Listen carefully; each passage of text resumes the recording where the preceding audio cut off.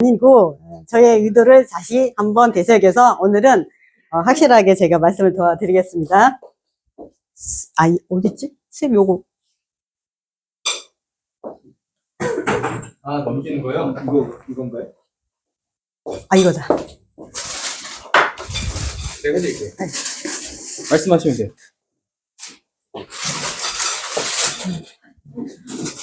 여기에 지금 제가 얼굴을 처음 뵌 분이 있으셔가지고 일단은 저에 대해서 간단하게 말씀을 드리면, 저는 현재 사는 곳은 오산이고요.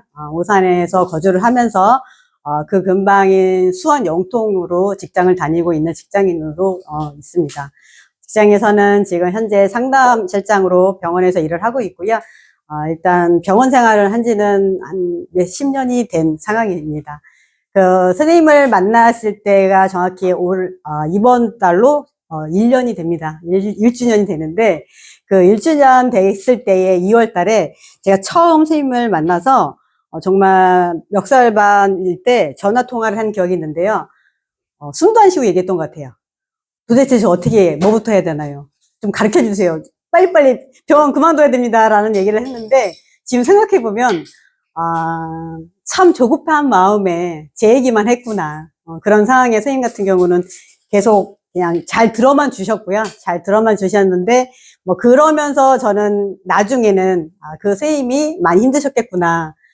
그 힘듦과 동시에 저는 그 순간을 그걸 뿜어대면서, 제가 이런 것밖에 안 되는 사람이었다는 걸 그때 다시 한번 얘기했던 것 같고요.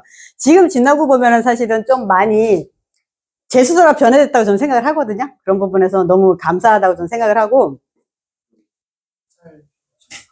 화살표로요? 그게 안 돼요. 네, 알겠습니다.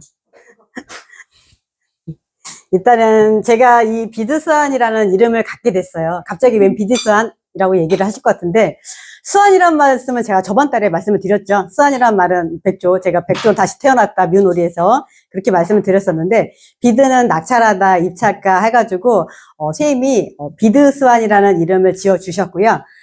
이름만 지어준 게 아니라 제가 사실은 선생님께 의뢰를 했어요. 그래서 요게 저의 지금 블로그를 만들어 주셨는데, 있던 블로그에 팀이 원래 제가 예쁜 여우라는 그 블로그, 예쁜 여우의 하루 일상 이렇게 그 옛날 한 10몇 년 전에 만들어 놓고 쓰지도 않았던 거 해서 그냥 하나씩 올리고 있는 상황이었는데, 선생님께서 도대체 언제까지 예쁜 여우로 놔둘 거냐, 빨리빨리 예쁜 여우를 딴 걸로 바꿔라 라고 했는데, 그걸 바꾸게 된 계기가 생겼었어요. 사실은 그거를 잠깐 이따가 말씀드리겠지만, 잠깐만 말씀드리면, 갑자기 어떤 분한테 연락이 온 거예요. 저한테 전혀 모르는 분한테 연락이 왔는데, 주연님 안녕하세요.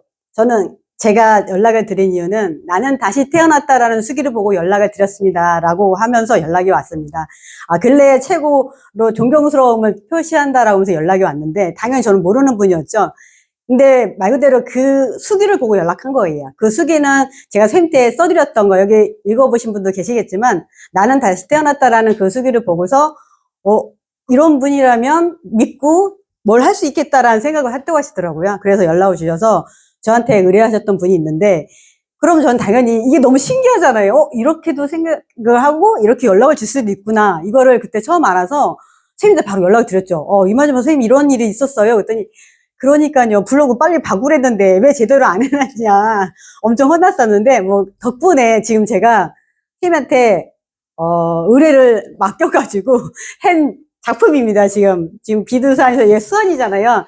수완이 주판을 앓고 있으면서 열심히 제가 지금 이거 땡기면서 머리 돌리면서 하는 모습이랑 똑같이 해서 지금 만들어 주셔서 지금 이렇게 블로그도 들어가 있고, 그 다음에 블로그에서 저는 요 그림을 보다가 사실 인스타에도 잠깐 넣어놓긴 했는데요. 아직 인스타까지는 제가 할 만큼의 시간적인 여유가 없어서 그것만 해놓은 상태로 있고요. 제가 오늘 말씀드릴 내용은 일단 순서부터 말씀드릴게요. 순서는 낙찰가 산정 기준 및 순서에 대해서 먼저 말씀드릴 거고요. 제가 쓰고 있는 경매 사이트가 옥션원이에요. 그 옥션원 활용법에 대해서 말씀드릴 거고, 그 다음에 세 번째는 낙찰가 산정 방법하고 그에 대한 예시를 말씀드릴 거고요. 네 번째는 의뢰 물건 사례라고 있는데, 세 분 거를 말씀드릴 거예요. 몇 건이 더 있긴 한데 세 분 것만 연하님, 명희님, 연숙님 해가지고 세 분 거래 낙찰 의뢰 물건을 말씀드릴 예정입니다. 그럼 가장 먼저 할 거는 낙찰가 산정 기준 및 순서에 대해서 말씀을 드릴 건데요. 일단 낙찰가 산정 기준에서 제일 먼저 할 거는 내가 좋아하는 물건, 내가 마음에 드는 물건을 찾아야 되겠죠. 근데 이 물건을 어떻게 찾을 것이냐. 일단은 저는 옥션원이라는 경매 사이트에서 법정을 먼저 검색을 해요. 법원을 먼저 검색을 해서 그 법원에서 제가 자주 가는 법원이라고 하기엔 좀 그렇고 가는 지역을 먼저 알면 그 법원이 알겠죠?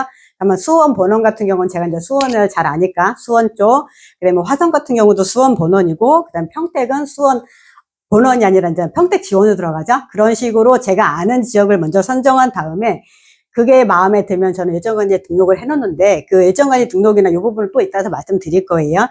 거기서 옥션에서 가장 먼저 보는 거는 전자지도를 먼저 봅니다. 전자지도에서 들어가서 보면 일단은 그 물건이 어디에 있는지를 알 수 있고, 그 다음에 그 물건이 있는 곳은 뭐 지하철 근처인지 아니면 대중교통이 어떻게 돌아가는지 아니면은 그 상황의 주위에 뭐 공원이 많다든가 아니면 뭐 산이 많다든가 뭐 이런 거를 다 알 수 있는 부분이 전자지도라서 전자지도에서 가장 마음에 들고 입지가 괜찮다고 생각하는 것을 저는 일정관리에다 등록을 해놓습니다. 그리고 일정관리 등록을 해놓은 상태에서 제가 나중에 그 등록된 물건을 찾아가지고 할 때는 일단 전자지도를 먼저 확인했잖아요. 뭐 그래도 다시 한번 확인할 수도 있고, 그 다음 볼 거는 이제 매각 물건 명세서, 그거를 보면서 임차인이 어떤 금액에 있고 상황이 지금 어떤 상황인지, 뭐 이거를 지금 바로 명도하기 쉬울 건지 어려울 건지 뭐 이런 거를 다 보기 위해서는 저희가 매각 물건 명세서는 필수로 봐야 되잖아요.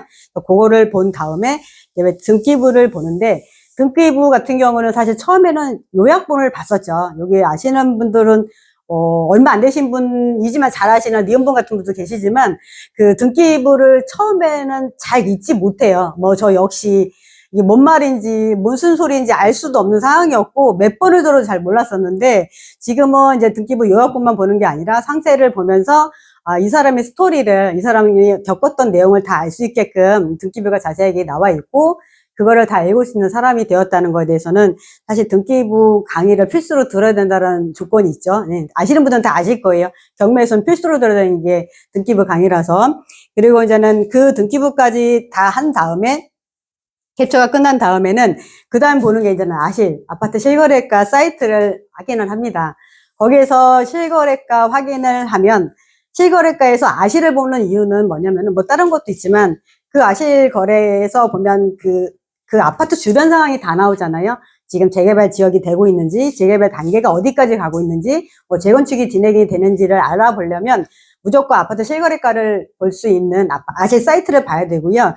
그 사이트를 확인한 다음에 보는 게 네이버 부동산입니다. 네이버 부동산에서는 볼 게 당연히 매물을 봐야 되겠죠.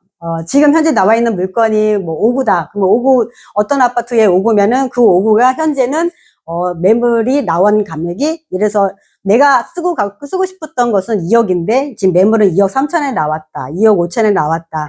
그러면 실거래가는 얼마가 되고 있는지를 제가 확인을 또 해야 되니까 그 갭을 알려면은 네이버 부동산 보는 게 필수라고 저는 생각을 합니다. 그리고 네이버 부동산까지 본 다음에 마지막에 보는 건 매각 사례.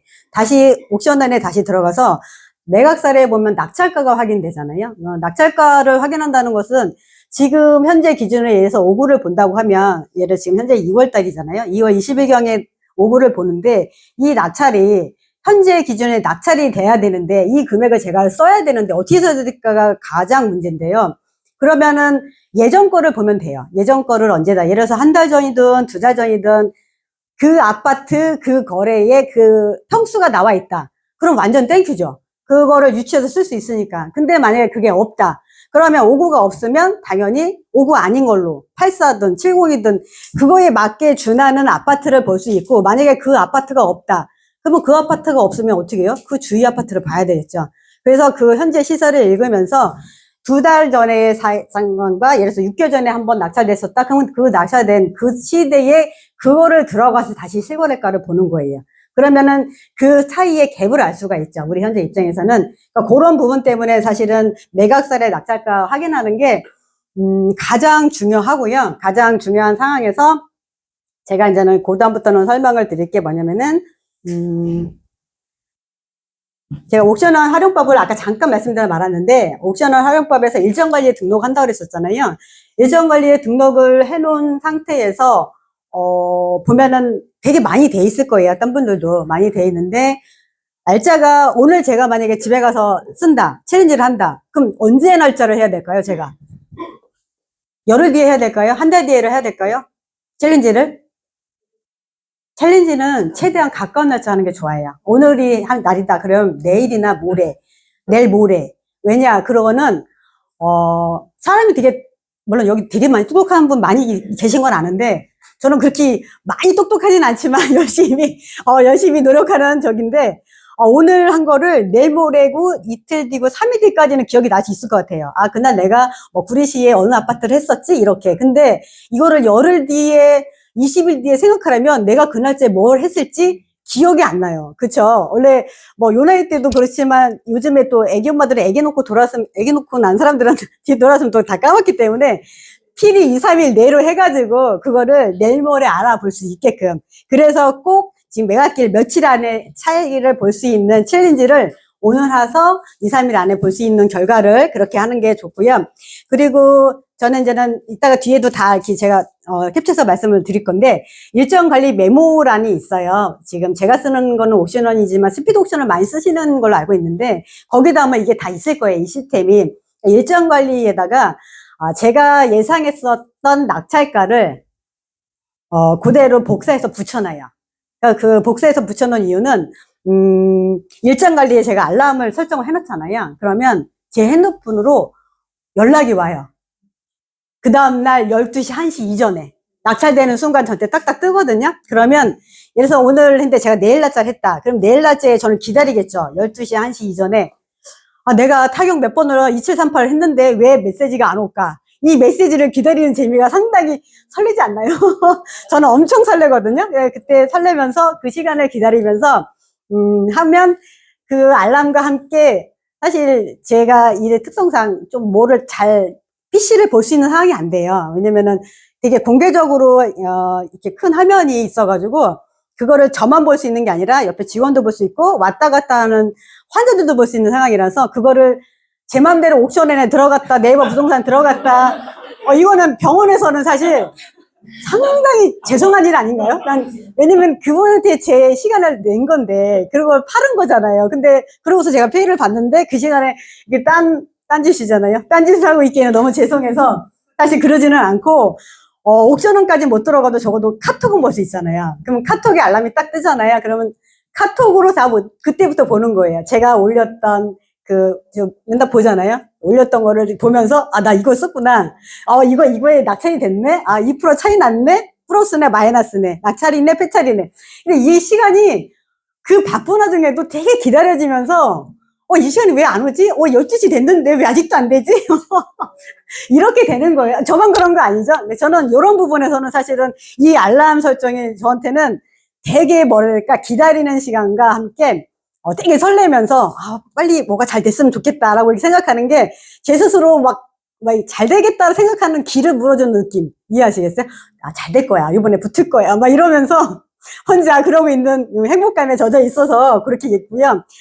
이런 부분에서는 제가 가장 먼저 다음에 알려드릴 것은, 이건 지금 옥션원 사이트예요. 제가 하는 옥션원 사이트인데, 처음에 물건 고를 때 저는 이렇게 골라요. 그냥 수원 번원의 날짜에 들어가서 그냥 클릭. 그 다음에 수원 평택 들어가서 클릭. 대전 번원에 들어가서 클릭. 이거를 하는 이유는, 여기서 클릭할 곳은 갑자기 제가 거제도를 들어가려면 어떻게 들어가겠습니까? 거기가 어디 붙어있는지 잘 모르고, 경상도였지 거기까지밖에 모르고, 대구가 어디에 있는지도 모르고 잘 아는 부분이 없는데, 그거를 하기에는 이 사람이 너무 먼 일이잖아요. 그래서 특히 자기가 잘 아는 곳을 해야 되는 이유가, 그래서 필수라는 이유를 그래서 말씀드리는 거예요. 내가 가봤던 거, 내가 지나가봤던 곳, 그 다음에 왔다 갔다 하면서 봤었기 때문에 그곳이 그렇게 어렵지 않다는 거죠. 그리고 대충 입지를 알잖아요. 지나가다 차를 보면 그 근처에 뭐가 있었지, 호수가 있었지, 그래서 사람들이 살기 좋았지, 이런 거를 알기 때문에, 그래서 필수로 이렇게 내가 잘 아는 곳을 선택을 해서 그 다음에 이제는 본 다음에 그게 마음에 드는 물건이다 하면 일정관리에 등록을 하는 건데요. 일정관리, 그러니까 제일 먼저 보는 게 이제 요거를 보는 거죠. 그 다음에 찍어서 그게 마음에 들면 일정관리에 등록을 해서 관심 등록을 해놓으면 관심 등록도 뭐 별 한둘 셋 넷 이게 다 있더라고요. 그래서 내가 마음에 드는 거는 5개 넣어주고 이렇게 해서 하는 건 될 것 같아요. 그래서 저 같은 경우는 지금 그렇게 등록을 해놓고 보니까 이게 이제 1월 달 거였어요. 1월 달 거가 좀 이렇게 많이 되어 있잖아요. 아마 이 분들보다는 그래도 좀 많을 거예요. 왜냐면 저 같은 경우는 그래도 1년 됐잖아요, 이제. 1년. 어우, 12차 개월 됐네요. 12개월 만주. 그래서 뿌듯한데. 스스로 너무 행복한데, 12개월 만주를 하면서, 이게 처음부터 일은 안 했겠죠. 이거에 뭐 반의 반도 안 됐을 거예요. 그리고 아는 곳이라고 하는 뭐 수원이나 아니면은 뭐 대전 조금이랑 아니면 뭐 안산 조금, 평택이나 이렇게 몇 개 되지 않는 곳에 있다가 지금 현재 같은 경우는 잘 아시겠지만 제가 하는 일의 특성상 굿잡 검사도 하고 있고 그리고 제가 하는 부업을 열심히 해야 되잖아요. 부업을 열심히 하기 때문에 전국구를 볼 수밖에 없어요. 지금 보면 다 전국이잖아요. 광주, 대전, 청주, 뭐 지금 대구, 뭐 포항, 뭐 이렇게 다 있는데 이렇게 볼 수밖에 없는 눈을 가지게 되는 것 같아요. 점점 더. 이제 그거 같은 경우는 처음에 제가 한 3, 4개월 전 때까지는 아마 거의 아마 요 근방 했을 거예요. 제가 집이 오산이었으니까 오산, 수원, 평택, 화성 뭐 요 근처로 했다가 그때도 한 60, 70%가 계속 넘어가서 선생님이 잘한다고 했을 때 저는 뭐라 했냐면 이거 집 근처로 한 거예요. 집 근처로 잘 된 거였어요. 저 이렇게 생각을 했거든요, 진짜. 근데 맞아요. 집 근처로 해서 잘 된 게 맞아요. 잘 아는 곳이니까. 근데 그 집 근처로만 하다가 선생님이 그럼 집 근처 아닌 곳도 한번 해보세요. 라고 했을 때 5, 6개월부터는 다른 지역 됐던 것 같아요. 근데 다른 지역을 해도 괜찮게 나오더라고요. 생각보다. 그래서 그래? 이상하네. 신기하네. 그냥 그러고 있는 상황이었어요. 그러고 있는 상황이었는데 계속 그런 상황에서 다른 지역도 많이 넓혀갔고요. 요게 지금 2월 달 거거든요. 2월 달 거 같은 경우는 저희가 이제 설날 3일이 좀 꼈었잖아요. 이게 3일 때문에 아마 지금 20일까지 15개를 하기가 처음 하신 분들은 많이 힘드셨을 것 같아요. 물건 찾기가. 제가 보니까 만만치 않더라고요. 그 부분이. 근데 지금은 선생님이 감사하게도 6개월 차 이후부터는 지금 30일까지 해주셨잖아요. 너무 감사하다고 제가 생각을 하고 있는데, 그런가 동시에 이제 20일부터 30일까지를 물건을 더 많이 볼 수 있는 계기가 된 것 같고요. 저 같은 경우는 사실 첫 3월 달부터 할 때 항상 1일부터 30일까지 마지막으로 했고, 처음 했을 땐 제가 25개로 시작했거든요.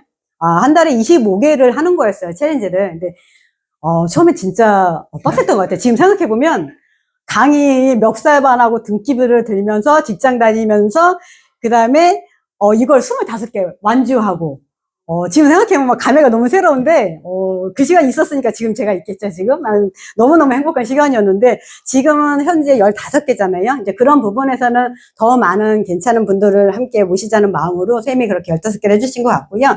아직까지는 6개월 안 되신 분들은 나는 아직 20일까지 15개 하기 좀 물건을 고르기가 너무 어려워 이런 분도 계실 거예요. 근데 그런 어려움은 있어야 돼요. 그쵸? 어려움은 있어야 되고 어려움은 겪어야 내공이 쌓이는 거니까. 저는 사실 제가 챌린지하면서 그걸 진짜 많이 느끼거든요.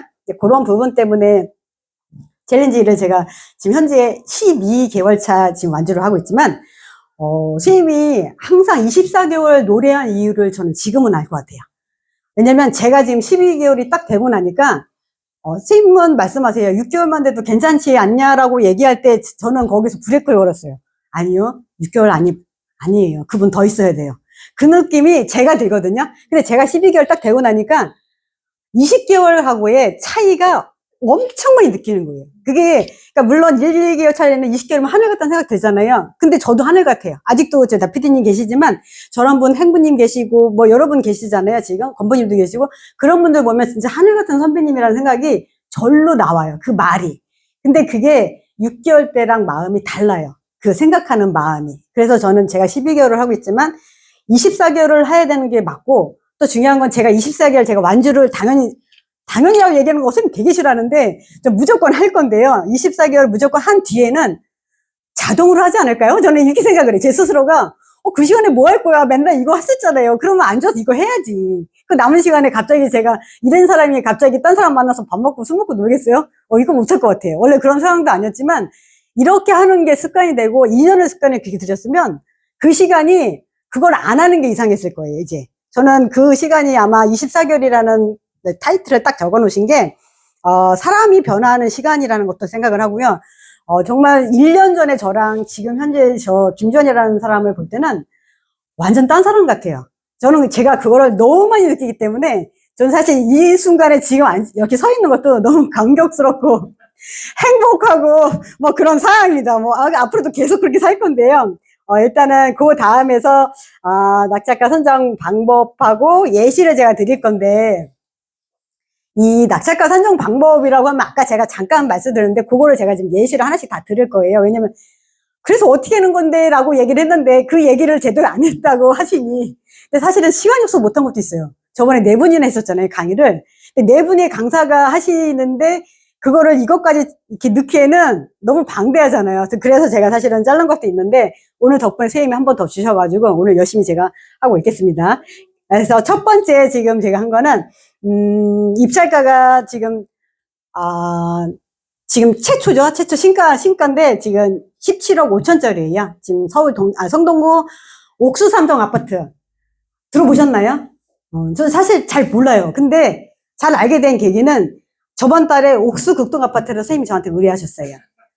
덕분에 옥수역이 어딘지 아는 거예요. 하나도 몰랐다가 반대로 매도자 입장에서 가격 선정 한번 해보세요. 진짜 이렇게 얘기하셨기 때문에 뭘 알아야지 가격 선정을 할 거 아니에요. 그래서 그러다 보니까 그 앞에 있는 게 지금 옥수 삼성이거든요. 옥수 극동이 지금 요 뒤고 여기가 옥수 삼성이에요. 그래서 덕분에 옥수 삼성을 제가 봤고요. 이 옥수 삼성을 보면서 뭐 세대도 그렇고 뭐 연차도 지금 27년 차 됐어요. 근데 여기서 이제는 저 금액이 나오기 전에 저 나오려면 갑자기 뚝딱 나오는 게 아니잖아요. 그럼 이제 그 순서를 제가 말씀드릴게요. 저는 제일 먼저 하는 게 아까 제가 말씀드렸지만 이거를 먼저 캡처하고, 첫 번째 제 거 혹시 보신 분 있으세요? 제가 챌린지 올린 거 제 거 글 화면 캡처 진짜 몇 개 없죠? 뭐야 뚝딱이네 5분이 끝나네 이러실 거야. 아니 근데 많이 그렇게 생각하실 거예요. 왜냐면 그냥 봐도 몇 개 없잖아. 띡띡띡.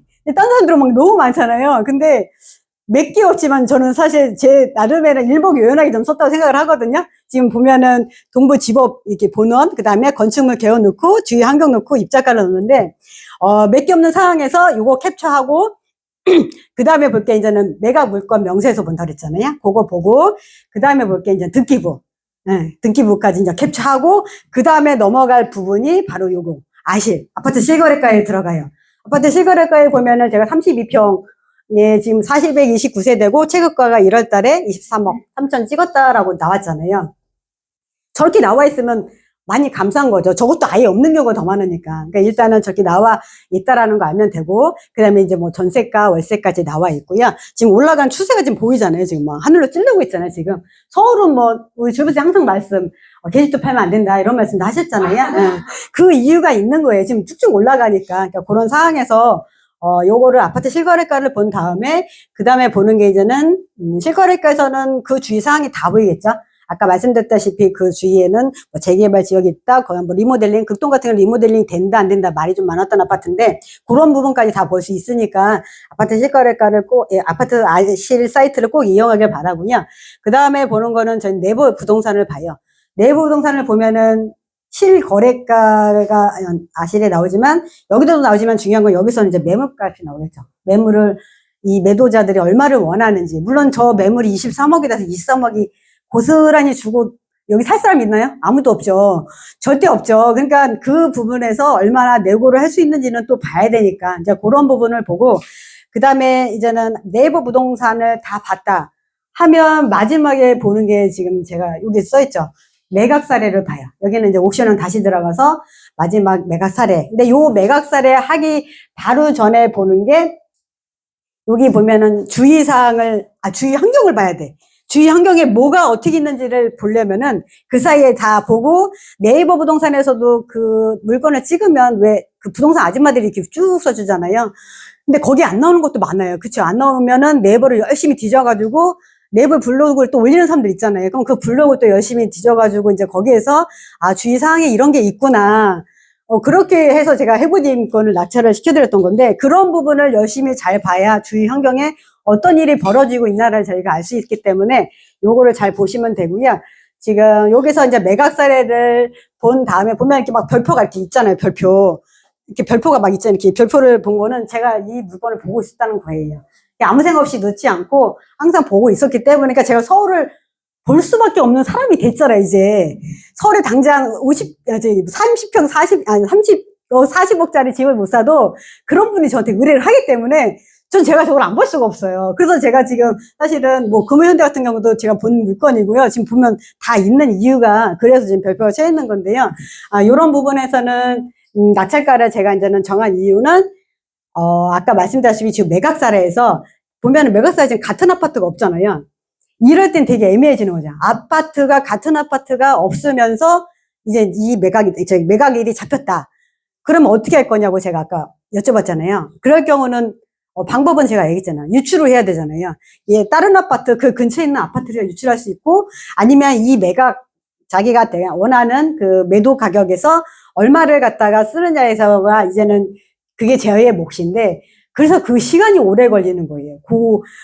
97.2%, 2%테이지 잡는 게 지금 보니까 127.4% 나왔잖아요. 이거를 잡는데 이 두들김이 진짜 아까 백조수환이 이렇게 기계 돌리고 있는 것처럼 진짜 주판을 튕기고 주판알이 아니라 계산기를 두들기고 있겠죠. 열심히 두들겨서 나온 게 이제 127.4% 나왔는데 지금 매각가하고 보면은 한 3점 몇 프로 차이는 나요. 3점 몇 프로는 차이 나는데 일단은 저는 그래도 너무 좋았던 게 몇십억짜리를 제가 했다는 게 너무 좋았고, 이거를 할 수 있는 사람이 된 거는 더 좋았고, 그래서 제가 이거를 지금 올렸고요.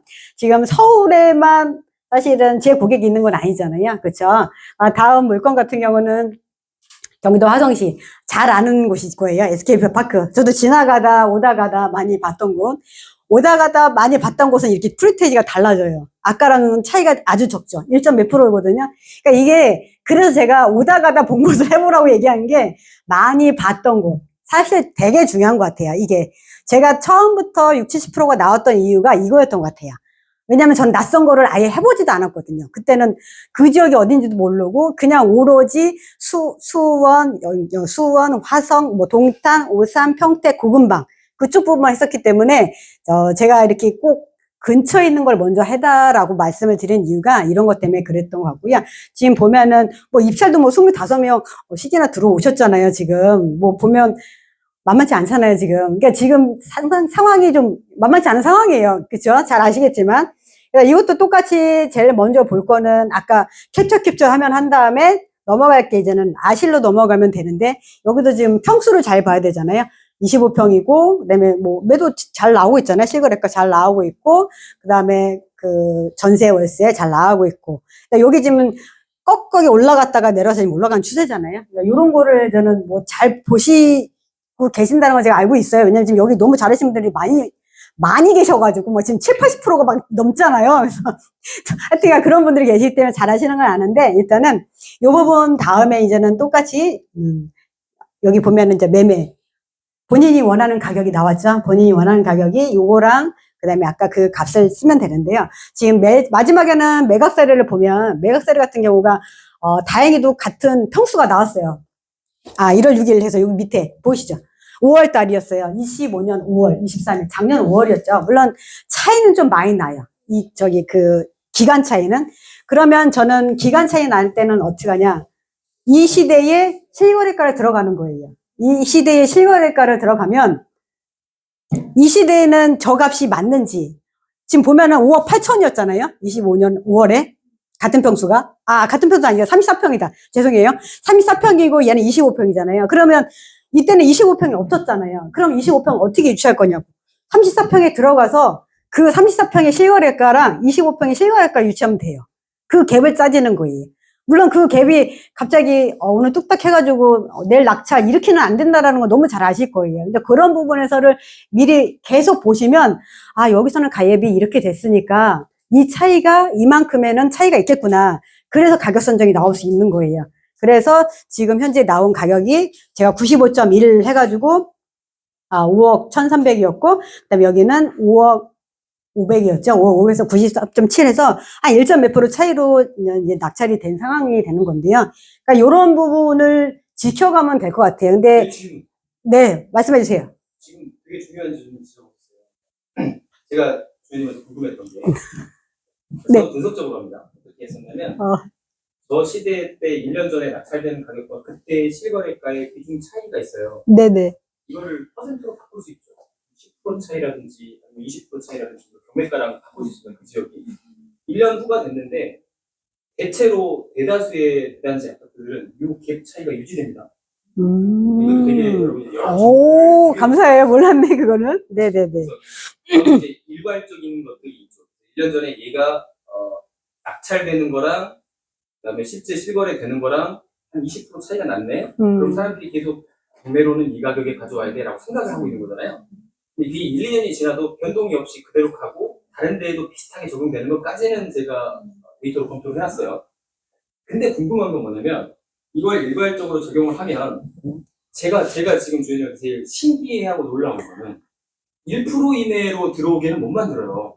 아, 그래요? 그러니까 저는 일괄 데이터를 적용하기 때문에 어떤 거는 10% 높게 낙찰을 받고 오. 어떤 거는 10% 이하로 떨어져 버리거든요. 그러니까 5% 내에 들어오는 게 굉장히 어려운 일이어서 제가 2년 열심히 하면 50% 내에는 들어올 수 있는 실력을 갖춥니다. 그런데 벌써 한두 달 하신 분들 지금 7, 80 있어. 깜짝 놀랐어요. 저를 넘은 거잖아요, 이거는. 이게 이제 주연님이 앞서가서 그런 것 같기도 한데 제가 진짜로 묻고 싶은 이 강의를 만든 목적은 그 데이터는 그 갭이 일정 시간이 지나도 그 시기와 지금 시기가 동일하게 유지될 거다라고 판단을 하신 거는 지금 들려요. 그렇게 설명하신 것 같아요. 아니, 그게 다가 아니죠. 왜냐면은 그게 그걸 듣고 싶어요. 그게 다가 아닌 거예요. 그게 다가 아니가 될 수밖에 없는 게 사람 심리라는 게 또 들어가잖아요. 네. 거기서는. 왜냐면은 그때는 이 정도의 갭이었는데 왜 지금 이만큼 갭이 밖에 안 되냐. 그거 당연한 거예요. 왜냐면 이만큼 갭이 있었는데 왜냐면 그때는 이 아파트가 별로 인기가 없었어요. 그리고 이 아파트를 사야 될 이유가 없었어요. 근데 지금은 이 아파트의 시세가 올라가면서 얘도 같이 올라가는 거예요. 그러다 보니까 이 갭이 줄어들 수밖에 없죠. 이만큼 5천 갭이 있었으면 지금 이 3천밖에 갭이 없었던 거였죠. 그래서 실거래가 차이랑 별로 없게 되는 상황이 지금 현재 그런 상황이잖아요. 특히 서울 같은 경우는 특히나 더 그런 게. 그럼 안 좋아했었는데 좋아졌다는 그거는 어떤 걸? 그거는 안 좋아졌다, 좋아졌다의 그거는 본인이 아니라 감이에요? 이 사람들이 놓는 매도가.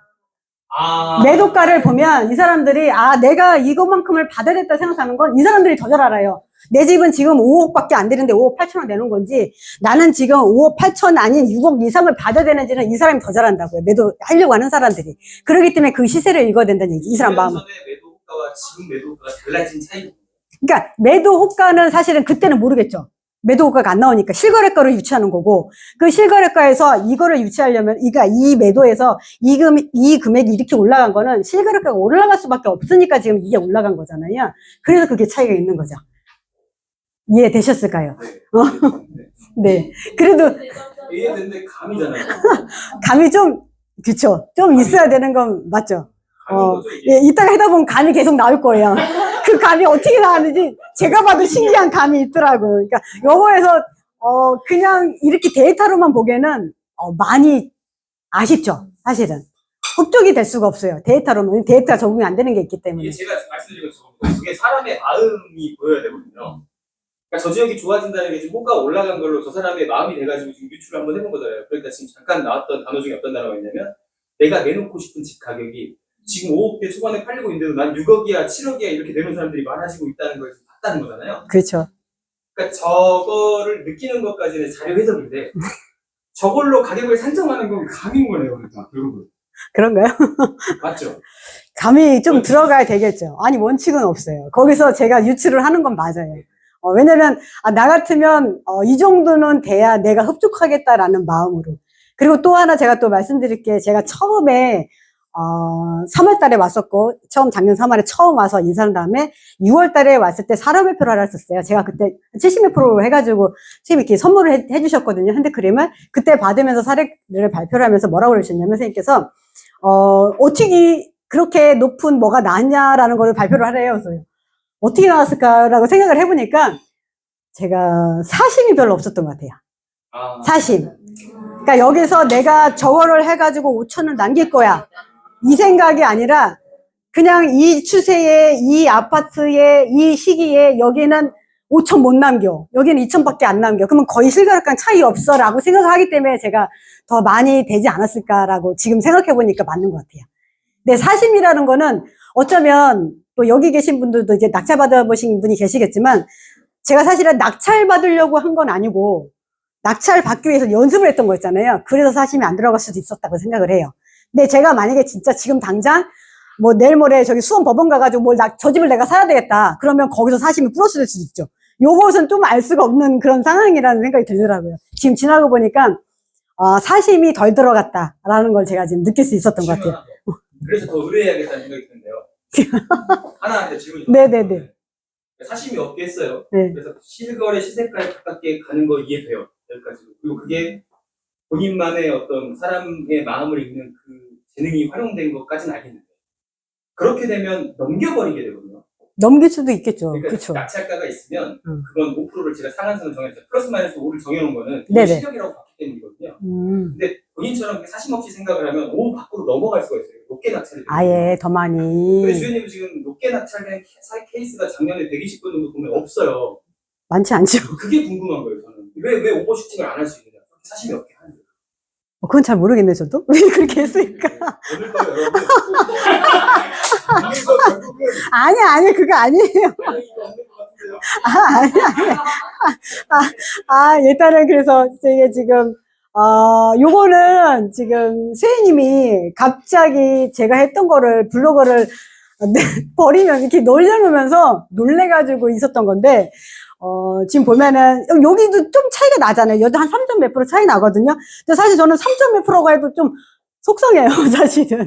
좀 더 갭을 줄였어야 되는데, 그러면 저는 사실 요걸 보면서 이렇게 딱 뜨는 걸 보면 무슨 생각이 아니면, 내가 뭐를 놓쳤을까? 나의 마음에 뭐가 있어서 너무 이렇게 많이 썼을까라는 생각을 항상 하는, 그러니까 제가 복귀를 하기 위해서 사실은 그걸 알람 설정을 하는 거예요. 빨리 복귀하고 싶어가지고. 집에까지 가서 하면 너무 그 시간이 길고 계속 궁금해야 되니까. 그래서 미리 한 거였는데, 이런 부분도 지금 보면 지금 똑같이 하면 돼요.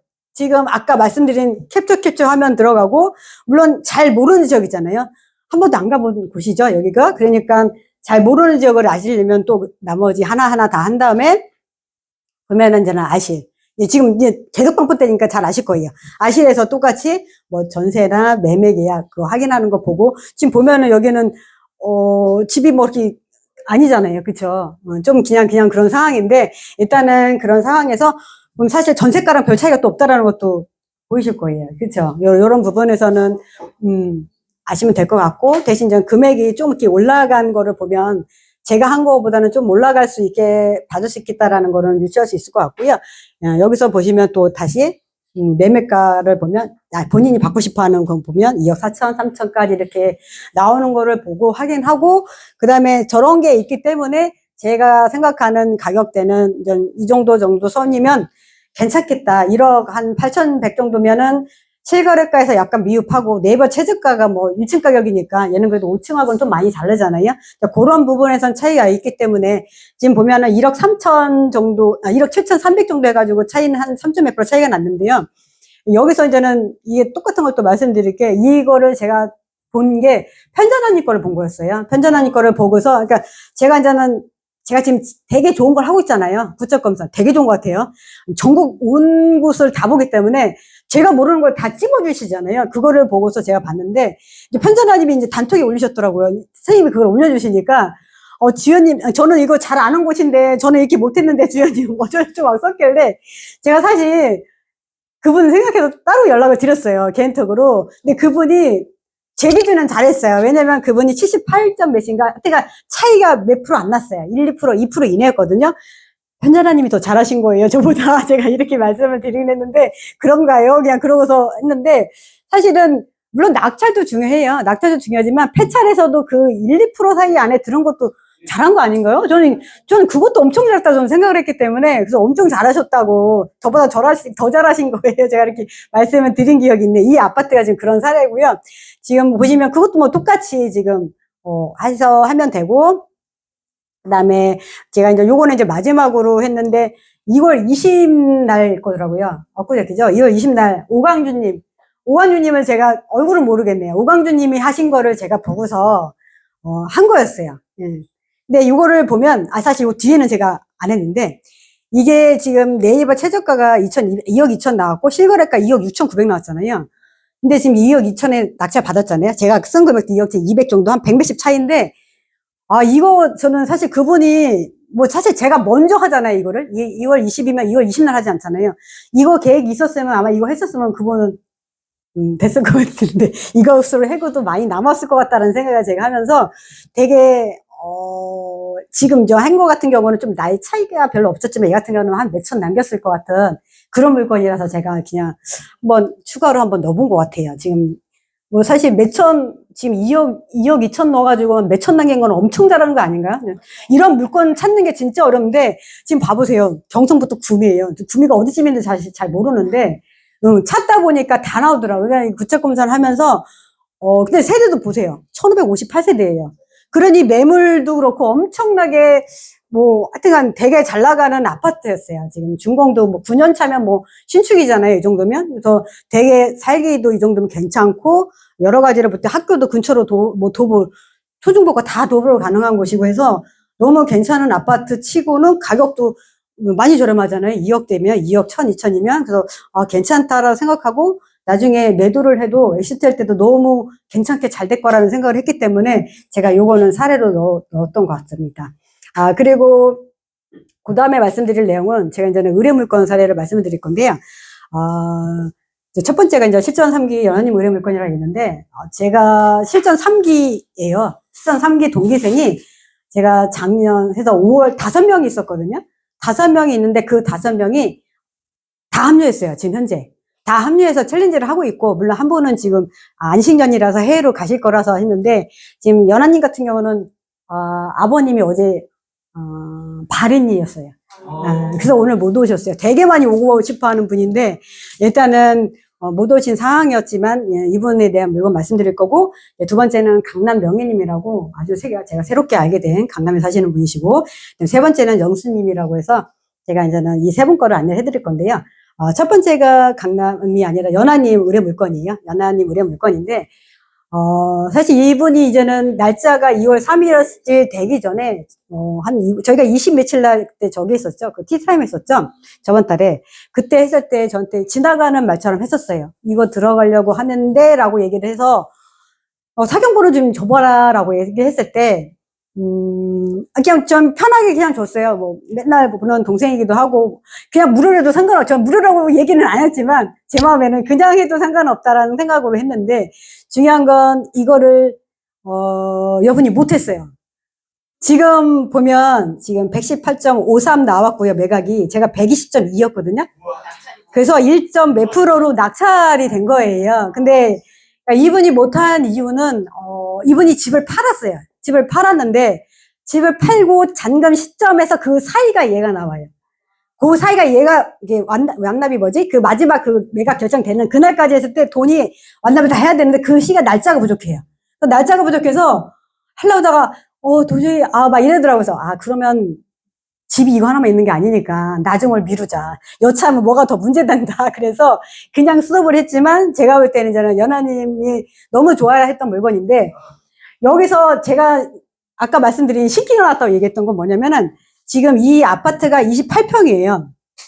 근데 제가 밑에 보면은 25평 기준을 쓴 이유는 28평이 지금 세대수가 몇 세대냐면 2036세대 중에서 몇 개가 없어요. 그래서 옛날에 한 2007년도인가 뭐 하나 있고 말고 뭐 이런 거예요. 매도 한게 실거래가.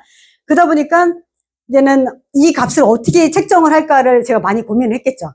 물론 그분 이제 연하님은 이거는 못한다고 했으니까 제가 하지 말라고 얘기했고 그래서 그래 안 하는 건 안 하는 거고 나는 공부를 해야 되잖아요. 덕분에 공부하는 거니까 지금 용산 이촌동이면 제가 공부해야 되는 뭐 아주 중요한 지역이니까 그래서 공부를 하기 위해서 했는데 공부를 하다 보니까 이제 혼자 멘붕에 빠진 거죠. 다 25평은 뭐 매매 22억 6천 정도 1층짜리가 일부러 1층 넣은 거예요. 얘가 1층이라. 그리고 전세는 8억이고 월세가 4억 2천에 85만 원이고 이렇게 하고 있는데 중요한 건 여기 뭐 안에 지금 뭐 손수영님은 공동 임차인도 있고 뭐 미나갈비 있는데 뭐 이걸 다 떠나서 데이터가 하나도 없는 거예요. 이 데이터를 어떻게 할까를 열심히 뒤지고 뭘 했는데 답이 없어요. 근데 말 그대로 이거는 제가 그냥 나온 값이에요. 예, 25억이라는 25억 6천, 3억 6천은 제가 그냥 한 것 같아요. 25억 3천. 25억 3,600은 제가 22억에 6천에 준해서 제가 만든 값이에요. 근데 어떻게 또 그게 비슷하게 됐네요. 그래서 생각을 해보니까 약간의 시기가 좀 있긴 있었나 이런 마음으로 하게 됐었고, 아쉬운 거는 이걸 정말 그분이 낙찰을 받았으면 뭐 그분한테도 엄청난 큰 사례였고 저한테도 엄청 큰 사례가 됐을 건데 좀 많이 아쉬움을 남기는 그런 상황이었습니다. 그리고 두 번째는 의뢰 물건은 지금 명의님 의뢰 물건이라고 써놨잖아요. 강남 명의님이라고 써놨는데 이 의뢰 물건을 해주심과 동시에 아까 탄생된 게 저희 비드 스완입니다. 이분이 의뢰를 안 했으면 비드 스완 없었을 거예요. 왜냐면은 이거를 받으면서 제가 선생님한테 얘기했을 때 빨리 제대로 된 블로그를 만드셔라. 함과 동시에 비드 스완 이름도 나왔고 이름도 지어주면서 블로그도 함께 제가 말씀드려가지고 해주신 거였기 때문에 지금 보면 여기서도 전혀 모르는 분인데 그래가지고 제가 그 말씀을 아까 제대로 안 했죠. 그러니까 나는 다시 태어났다라는 수기를 보고 갑자기 전화를 줘서 연락을 줘서 근래에 존경하는 마음을 표합니다라고 연락을 주셔서 제가 잠시 연락드리겠다고 통화를 한 내용이 자기가 지금 금호현대를 할 거라고 얘기하시더라고요. 금호현대라고 하는 순간 아시잖아요. 금호 우리 22구역 호세를 매셨던 금호 22구역 그 근처고 그 다음에 이제는 응복 1구역인가요? 그때 그 하신 분 그 아름님이 하셨던 거 그 바로 옆에예요. 그 옆에다 보니까 여기도 만만치 않은 값 나올 건데 그냥 듣는 순간 실거래가 나옵니다. 이렇게 전화를 했었어요. 통화할 때. 근데 이제 이분이 생각할 때는 그게 좀 신기했나 봐요. 그냥 이름 듣고 어떻게 실거래가랑 옵니다. 라는 말을 하냐고 얘기를 하시더라고요. 그래서 근데 많이 듣던 데라서 좀 이게 전혀 몰랐던 데면 또 전혀 몰랐을 텐데 그래서 금호는 알잖아요. 우리 금호 맨날 얘기했었으니까. 그래서 마침 금호 현대면 그쪽은 실거래가 나온다 얘기했는데 이분이 저한테 자기는 죽어뜯기에도 15억이 없대요. 왜냐면 다 현금으로 할 거라고 얘기하시더라고요. 근데 알고 봤더니 이분이 강남에 사시고요. 직장이 요 근방이에요. 여기 근방에서 사업을 하신다더라고요. 그래서 내가 저 거기 맨날 가는데요? 내가 이렇게 얘기했고 송파 헬로시티를 거기다 주차하고 맨날 다닌다 했더니 저희 걸어서 10분밖에 안 된다고. 그래서 나중에 올라오시면 얼굴 한번 뵙자고. 주말도 상관없다. 사실 오늘 되게 오고 싶어 했거든요. 가족 여행 중이었어요, 지금 그분이. 그래가지고 뭐 설날 얼마 전에도 통화를 했는데 일단은 그래서 다음에 오신 걸로 하고 이분 같은 경우는 지금 보시면은 차이가 제가 줬잖아요, 지금 61% 하고 65인데 저는 사실 이걸 하면서 15억 3천 이상은 나와야 될 텐데 이 생각을 제가 하면서도 15억이라는 이 딜레마에 빠져가지고 사실은 제가 쓰면서도 이 이상 나올 겁니다라고 생각하고 제가 톡을 드렸거든요, 문자를. 그랬더니 이렇게 많이 실거래가예요. 너무 힘들어요. 막 이렇게 쓰더라고요. 근데 중요한 건 그 이상 나올 수 있습니다. 제가 이렇게 얘기를 하니까. 그리고 결론은 그 다음날 연락이 왔겠죠. 저한테. 소름 끼친다고 연락이 왔더라고요. 자기 딴에는 너무 놀란 게 중요한 건 여기 지금 2등하고 차이가 2등이 14억 8천이잖아요. 그러니까 이 사람이 진짜 실거래가 딱 나 지금 당장 들어 살래 야구 했기 때문에 지금 10억 3천 쓴 거잖아요. 지금 차이가 그래서 자기는 이거를 보고 너무 놀랬다고 얘기하시더라고요. 진짜 소름 끼쳤다고. 주인 너무 대단하다고 이렇게 얘기를 했어서 그랬나요? 그래서 일단은 이렇게 딱 말 들어보면 이 사람이 어떤 성향인 게 나오잖아요. 그러니까 저 같은 경우는 맨날 하는 게 전화 상담이고 뭐 통화하고 얘기하다 보니까 전화 목소리 톤만 들으면 대충 성향이 나와요. 이 사람 성향 괜찮다. 예의 바르탄 사람이다. 아니면 좀 이상한 사람이구나. 이 느낌이 있는데 중요한 건 되게 말씀하시는 것도 깔끔하고 남자분이었으면 부담스러울 텐데 여자분이었어요. 그래서 너무 좋아가지고 그러면은 이렇게 부동산 관심 많으시면 뭐 몇 달 전에는 오피스텔을 낙찰받았다고 얘기하시더라고요. 그래서 그러면은 관심 있으면 저희 커뮤니티 합류하시죠. 그래서 합류시켰어요. 저희 주부카페에 합류시켜가지고 지금 있고 이제는 아마 조만간에 가입하고 하실 거예요. 왜냐면은 제가 하는 것까지 다 물어보셔가지고 아주 세세하게 다 이렇게 카톡으로 이런 상황이었기 때문에 뭐 그런 상황이고 현재 그래서 이분하고도 이렇게 좋은 인연을 잘 맺게 됐고요. 그리고 그 다음에는 또 해드릴 부분이 연숙님이라고 했는데 이분도 제가 모르는 분이죠. 그러니까 모르는 분인데 이분은 소개권이에요. 윤동희님이라고 해서 그 동희님이 아는 언니라고 해서 소개를 해주시더라고요. 처음 이분 같은 경우도 저한테 제일 먼저 전화하자마자 통화하면서 전 7억 5천 이하는 안 됩니다. 이렇게 얘기를 하시더라고요. 거기 실거래가 나올 건데요. 제가 이랬어요. 그랬더니 나중에 이제 타경번호 주면서 다 하면서 제가 볼 때는 이게 세대수가 145세대밖에 안 돼요. 그래서 큰 이슈가 있는 아파트가 아니에요. 좋은 거는 그냥 근처에 지하철이 있어서 그게 괜찮다라는 거 말고는 아무것도 없기 때문에, 사실은 이거 말고 그 근처에 더 아파트가 많은 것 같은데 이거 하시겠어요? 제가 얘기를 했었어요.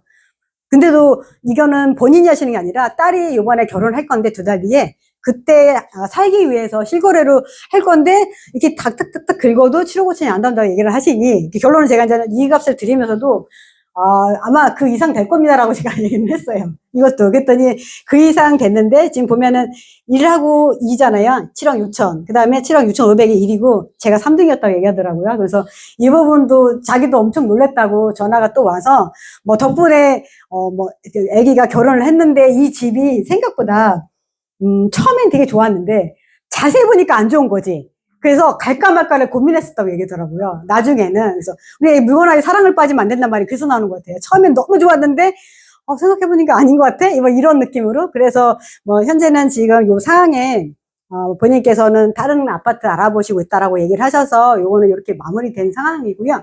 사실 이렇게 제가 지금 현재 하는 일을 하면서 너무 소중한 거를 많이 느끼고 감사하게 생각하는 건 새로운 분들을 많이 알게 되고요. 새로운 분들과 알면서 새로운 인연을 쌓고 그 인연을 만들어가면서 이렇게 좋은 분들을 만들고 있잖아요. 그래서 사실 저는 이렇게 좋은 분들을 만난 게 뭐 다 누구 덕이 아시죠? 누구 덕인지. 뒤에 서 계시는 우리 지우쌤 덕분이잖아요. 그래서 저는 저기 지우쌤이 저를 바라보는 저 흐뭇한 미소가 너무 감격스러워요. 너무 감격스럽고 내 작품이야 라는 마음으로 지금 하고 계시는데 이 멋진 작품이 더 멋진 작품으로 할 수 있게끔 열심히 노력을 할 것이고요. 저는 사실 이 작품을 하면서 제가 이 작품이 되기까지 열심히 도와주신 쌤한테 너무 감사하고 여생님들한테도 너무너무 존경하는 마음을 표하고 있는데 제가 마지막으로 저는 할 말씀을 드리고 저는 마무리를 할까 합니다. 제가 너무너무 존경하고 너무너무 멋지게 생각하는 우리 질분 박성찬님의 1억 근육에 나오는 책입니다.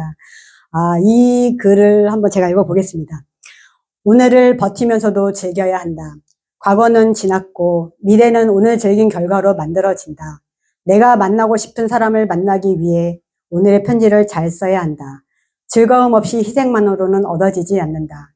다시 한번 강조하지만 과정이 보상해야 한다.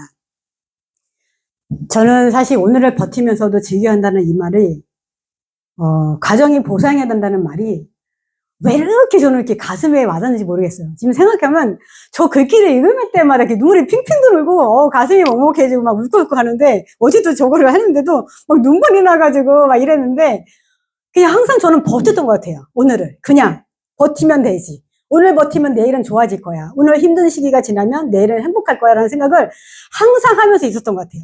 근데 그 생각만 하고 있기에는 너무 쏟아지는 뭐가 너무 많아. 근데 이거를 갖다가 계속 참고만 있으니까 이 사람은 완전 과부하 걸려서 힘들어가지고 너무 지친 상황에서 너무 힘든 시기를 보내고 살았던 것 같아요. 그래서 한 번도 즐겁다, 재밌다 생각을 못한 것 같아요. 물론 작년 3월에 저를 처음 본 분도 있을 거예요. 우리 나피디님 저 처음 보셨는데 아마 그때 얼굴도 그냥 저는 괜찮았을 거예요. 왜냐면 저는 이렇게 우울한 스타일은 아니니까. 그리고 막 항상 또 이렇게 막 안녕하십니까, 안녕하십니까 해야 되는 직업 특성상 병원 생활을 그렇게 오래 하다 보면 그냥 안녕하십니까가 기본이에요. 그러다 보니까 그냥 속에서는 우라통이 터지고 힘들고 지치고 쓰러져도 안녕하십니까 환자분한테 이렇게 해야 되잖아요. 그래서 그게 항상 익숙하다 보면 여기에 와서는 그냥 안녕하십니까 되는 거야. 선생님 안녕하세요. 잘 지내셨어요? 이렇게 살았던 것 같아요. 근데 아침에 제가 이제 출근할 때 요새 많이 느끼지만 아침에 출근할 때 저는 항상 선생님 안녕 이렇게 출근해요.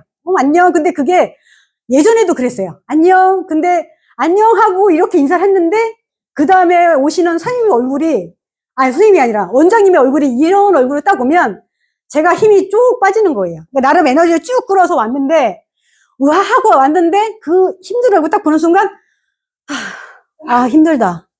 지친다. 아침부터 이러는 거예요. 근데 지금은요 일도 없어요. 지금은 정말 귀신이 딴 사람이 된 것 같아. 느낌에 그러거나 말거나가 아니라 원장님이 이렇게 딱 오시자. 원장님은 여전히 그런 얼굴이야. 근데 원장님 오셨어요. 제가 더 밝게 인사하고요. 뭐 커피 한 잔 네 커피 한 잔 드세요. 힘드시니까 커피 한 잔 사드리고 제가 이러면서 제가 이렇게 힘이 넘치니까 원장님의 얼굴이 바뀌더라고요. 그래서 어제 퇴근할 때 직원이 저한테 시청이 원래 퇴근할 때 원장님 얼굴 저런 얼굴 아니신데 왜 얼굴이 이렇게 행복하죠? 나한테 이러는 거야. 그래서 내가 아, 그런가? 그래. 우리의 힘이 너무 좋다. 우리의 에너지가 너무 좋구나. 열심히 우리, 같이 에너지를 불태워서, 뭐 병원 매출은 뭐 사실 지금 나날이 좋아지고 있어요. 원장님 얼굴 좋은 이유도 있는데, 나날이 좋아질 수밖에 없는 이유가 전 사실, 저의 그 이 밝은 에너지가 이렇게 환자를 막 끌어모은다 저는 생각을 하거든요. 갑자기 뭐 원장이, 내일은 팡팡 놀겠어요? 환자 없어요? 막 이래요. 그러면, 걱정하지 마세요. 뚜벅이 3분 오십니다. 그러면 진짜 뚜벅이가 5분 오세요. 뚜벅이 5분이 오셔가지고 몇 빼고 막 긁고 가시는 거야. 그러면 원장님한테 안 줄 수가 없잖아요. 그러니까 저는 그게 내가 어떤 에너지를 갖고 어떤 마음으로 이 사람들에 대하느냐에 따라서 이 공기 자체가 너무 틀어진다는 걸 너무나 잘 알고 실감을 했기 때문에 진짜 하루하루의 그 행복함을 만끽하고 산다는 게 요즘에는 진짜 아주 진짜 뭐라고 얘기를 해야 되나요? 너무 감격해서 미칠 것 같아요. 너무너무 좋고 너무너무 즐거워요. 근데 이 너무너무 즐겁고 행복한데 아침에 미라클모닝까지 하니까 더 신나네. 그러니까 눈을 딱 뜨는 순간 그냥 행복한 거예요. 새벽에 눈을 뜰 수 있어서 감사하다라는 그 마음이 감사하다는 생각을 하면 왜 이렇게 가슴이 먹먹한지 모르는데 진짜 감사해요. 너무 감사해서 이 시간 여기서 이분들한테 얘기하는 것도 감사하고요. 이렇게 말할 수 있는 사람으로 만들어주는 주부쌤한테도 감사하고 이렇게 잘 들어주신 분이 계셔서 더 감사하고 그냥 이렇게 아직 다 건강해서 열심히 일할 수 있는 제 자신이 너무 감사하고 뿌듯하고 그냥 오늘 하루하루 너무너무 멋지게 잘 살고 있고요. 지금 여기 오늘 처음 오신 분도 있는데 물론 1년 전에 그 모습은 똑같았어. 뭐라고 생각했냐면 나는 저 자리에 못 올라갈 거야. 나는 저런 분은 저런 분이니까 됐을 거야 라는 생각이 제가 분명히 1년 전에 저도 했어요. 근데 제가 생각해도 신기하게 제가 이 자리에 섰네요. 제가 이거를 꿈꾸고 있지는 않았어요, 사실은. 전혀 꿈꾸고 있지도 않았는데 계속 꾸준히 하다 보니까 이 자리가 왔네요, 저한테. 근데 분명히 여기 계신 분들도 그런 날이 있을 거라 생각하고요. 하루하루 즐겁고 행복하게 사는 게 제일 중요하고 제일 감사한 일이라고 저는 생각을 합니다. 오늘도 즐겁고 행복한 하루가 되시길 바라고요. 너무너무 감사합니다. 비즈스한 김지연이었습니다. 감사합니다.